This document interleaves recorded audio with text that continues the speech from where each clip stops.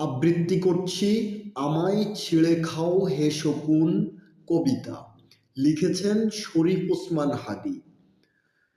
হে সীমান্তের শকুন, এক্ষুনি ছিঁড়ে খাও আমাকে। হে আটলান্টিকের ঈগল, শিগগির খুবলে খাও আমাকে।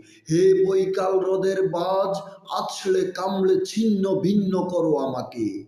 আমার রক্তরসে শুধু অসহায়ত্ব আর অভাব। কাগজের কামলারা তারে আদর করে মুদ্রাস্ফীতি ডাকে। ঋণের চাপে নীল হয়ে যাচ্ছে আমার অনুচক্রিকা। সংসার চালাতে অন্তরে হয় ইন্টারনাল ব্লিডিং। কি আশ্চর্য, তবুও আমি মরছি না।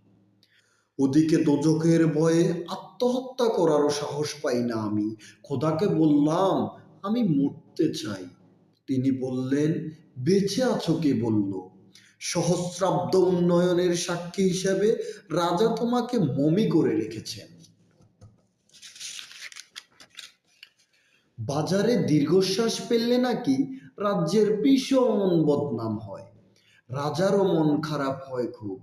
কোতোয়ালরা ফরমান জারি করেছে আমাকে সারাক্ষণই হাসতে হবে, নইলে দেশি কুকুর ও বিদেশি মাগুরকে দিয়ে একবেলা ভালো মন্দ খাওয়ানো হবে আমার মাংস দিয়ে। নিত্যদিনের ব্রয়লারের ভুঁড়ি নাকি ওদের ভাল লাগে না। অথবা আমাকে ভাগ দিয়ে বেচা হবে। মানুষের তো মানুষ খাওয়ার স্বাদ হতেই পারে, তাই না?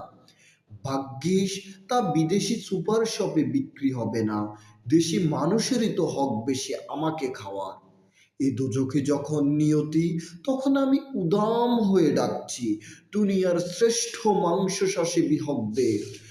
হে ঈগল, চিল ও ভয়ঙ্কর বাজেরা, হে সাম্রাজ্যবাদী সাহসী শকুনেরা, তোমরা F-35 মতো, MiG-29 মতো দল বেঁধে হামলে পড়ো আমার বুকে। আমার রান থান চক্ষু কলিজা, আমার সব তোমাদের গনিমতের মাল।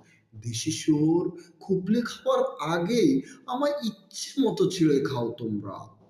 দোহাই, শুধু মস্তিষ্কটা খেও না তো আমার, তাহলে শীঘ্রই দাস হয়ে যাবে তোমরাও।